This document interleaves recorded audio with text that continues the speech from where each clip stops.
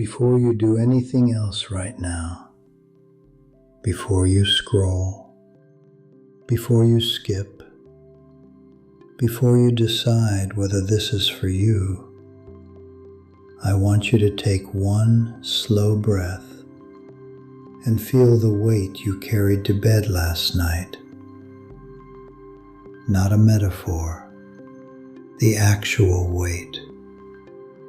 The thoughts that wouldn't stop, the worries that had no answers, the prayers that felt like they bounced off the ceiling and came back to you unanswered.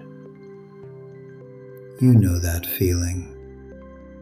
Lying there in the dark, your body exhausted, but your mind still running like a machine no one knows how to shut off. You've been there more nights than you'd like to count. And when morning came, nothing was resolved. The same heaviness was waiting for you before you even opened your eyes. If that's where you are, I want you to know that I see you, not as a crowd, not as an audience. I see you specifically, and I know exactly why you're here. Tell me in the comments what city or state you're watching from right now. Not because I'm curious, but because showing up and saying, I was here, is already the first seed you're planting today. And if this channel has been speaking to something true inside you, subscribe, not as a favor to me, but as a promise to yourself that you will keep choosing to receive. Now, before I show you what this practice is and why it works, there is something I need you to understand first. Something that most people who try this completely miss, and it is the exact reason why for some nothing happens, and for others everything changes. Most people go to sleep the way they fall into a pothole, suddenly, without choosing, without intention, dragged under by exhaustion after a day that took everything and gave little back. And because the entrance into sleep is unconscious, the night does its work without direction, like a river with no banks, spreading out flat and shallow instead of cutting deep. Science has a name for the window between wakefulness and sleep, the hypnagogic state.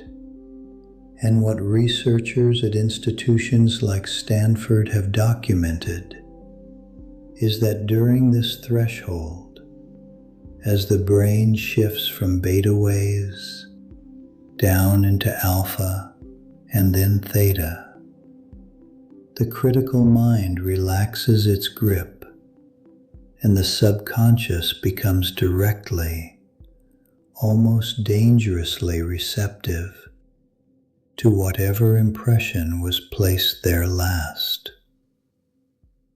What you carry into that doorway is what the night works with. For most people, what they carry in is unfinished anxiety, replayed arguments, the residue of a screen. And so the brain spends the night processing noise instead of restoring the self. Here is the open door I'm leaving for you right now, and I'll walk you through it in just a moment. There is one small detail in how this practice is performed that separates the people who feel nothing from the people who wake up different. And it has nothing to do with how much you believe. There is a path out of that restless night, and it is 3 seconds long.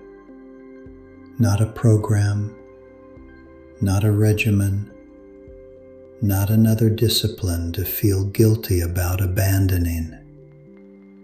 A single gesture performed in the last moments before sleep that speaks simultaneously to your nervous system, your subconscious, and to God, in a language all three recognize. What I'm about to show you is where neuroscience and ancient tradition arrive at the same door from opposite directions. And when you see them meet, something in you will know that this is real. In Isaiah 49 verse 16, God says something so intimate it should stop you cold. I have engraved you on the palms of my hands. Not written, engraved, permanent. And tonight, when you take your index finger and slowly trace the first letter of your name onto your own palm, pressing gently, deliberately, the way you would sign something that matters. You are not performing a superstition. You are performing a mirror act. God wrote your name on His hand. You are writing yours on yours. In the Vedic tradition, the palm is considered the most concentrated map of a person's soul path. Every line already placed there before you drew your first breath. In medieval Christianity, pilgrims marked their hands before sacred journeys as a seal of intention and divine protection. Across Latin America, Africa, and the Middle East, a promise made with an open palm is a promise made to God. Your hand is not neutral territory. It never was. And now, if what you're hearing is landing somewhere true inside you, make sure you're subscribed and that the bell is on, because the person who activates that bell is saying, I honor what I receive. I take this seriously. That's all the universe needs from you. So here is exactly what you do. In the last 5 minutes before sleep, after screens are down and the room is quiet, you lie back, you breathe 3 slow breaths, and with the index finger of your opposite hand, you trace the first letter of your first name onto your palm. Just the first letter, nothing more. As you trace it, you say your own name silently, once, not as a thought, but as a declaration. I am here. I am open. Then, and this is the detail most people skip, the one that changes everything, you close your hand. Not a fist, a soft curl, gentle, as if you are holding something small and alive, and you fall asleep exactly like that. If you believe, even just a little, that God knows your name, that you are not invisible, that this message found you for a reason, go to the comments right now and write 3 words. I am seen. Write it as a declaration. Write it as someone stepping out of the shadow and into the light. I'll wait. Your name is not what people call you across a room. It is the address where God sends everything meant for you. And tonight, you are making sure the mailbox is open. Here is what surprised me, and what will probably surprise you. The people who report the most powerful results from this practice are not the ones who believe the most intensely. They are the ones who showed up the most consistently. The woman in Charlotte who wrote to me said she felt nothing the first 3 nights. Nothing dramatic, nothing visible, and almost stopped. She didn't. By the 7th night, she said she couldn't explain it, but she was waking up differently, carrying herself differently, making decisions like someone who expected to be taken seriously. Faith matters, but faithfulness matters more. This is not a practice that rewards the loudest prayer. It rewards the quiet return night after night. The hand that traces the letter even on the nights when nothing feels sacred, even on the nights when God feels far. That soft closing of the hand, that gentle curl of the fingers around the intention, is not a small thing. It is the physical seal of a covenant. Do not skip it. Do not fall asleep before you do it. That one detail is the difference between a gesture and a ritual, between information and transformation. You came here tonight carrying something heavy, and what you are leaving with is not a sermon or a system.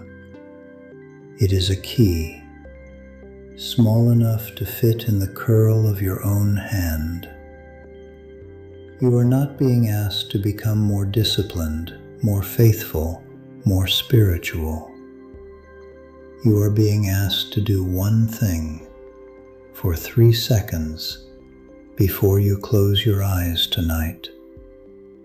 To write your letter, speak your name, and hold the intention gently in your palm while sleep carries it deeper than your conscious mind can reach. Right now, someone you love is going to bed without peace. They are lying in the dark with the same weight you recognized at the beginning of this video, and they have not yet seen the sign they've been waiting for. You know exactly who I'm talking about. Send them this, not as a suggestion, but as a gesture of love. Because sometimes God uses our hands to reach someone else. And tonight, yours can be that hand. The practice is simple. The act is ancient. And the one who engraved your name on his palm before you ever knew your own name, he is still there, still watching, still working while you rest. There is one last thing I want you to do before you close this video. Go to the comments and write this declaration, not for the algorithm, not for me, but as the signature of the person you are choosing to become tonight. Write, "My name is known in heaven. Tonight I rest in that truth. Amen." When you write it, you are not leaving a comment. You are closing a covenant. You are telling God and yourself, I was here. I believe. I receive. There was a widow once in a small town in rural Tennessee who had lost her husband, her savings, and eventually her sense of being seen by anyone. Not bitter, just invisible. The way grief can make a person feel like they've stepped out of the world's frame. One evening, an elderly neighbor came and sat beside her, took her hand, opened her palm, and with one slow finger traced a single letter, the first letter of the widow's name. "What are you doing?" she asked. "Reminding you," the old woman said, "that you have a name, and that names don't disappear just because no one says them." That night, the widow slept differently. Nothing in her house had changed, nothing in her finances, nothing in her circumstances. But something had changed in how she held herself. She had been named. She had been found. She began doing it herself every night after that. Just the letter, just the reminder. And slowly she began to make decisions like someone who mattered, to speak like someone whose words deserved to be heard. She did not become wealthy or famous. She became present. That is what this practice does. It does not change your circumstances overnight. It changes how you carry yourself into them. Your name has never been an accident. It was given to you before you understood what it meant. Tonight, you give it back, written on your own hand, sealed in your own intention, offered to the one who already knew it. Sleep well. Something is working while you rest.